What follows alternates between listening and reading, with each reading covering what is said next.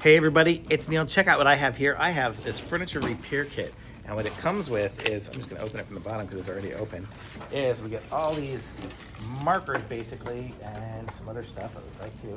So we have all these different choices of colors to do our repair with.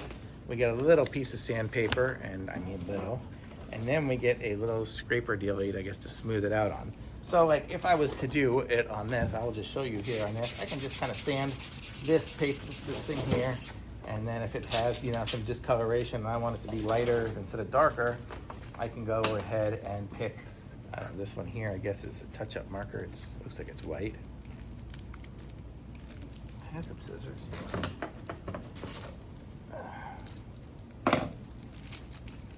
So I can use this touch-up marker here, and it will go. This is gonna be way whiter than this piece of wood. I don't know why I picked this color, but you see, it's kind of like a marker or crayon or something like that, and you can use it to kind of just fill in the little space.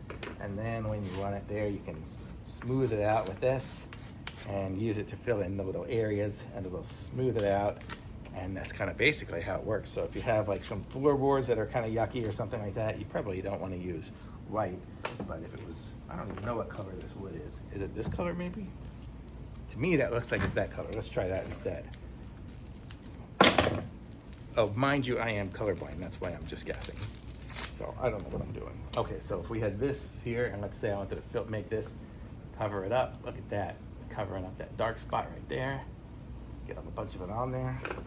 Squeegee it here, and it does a pretty good job.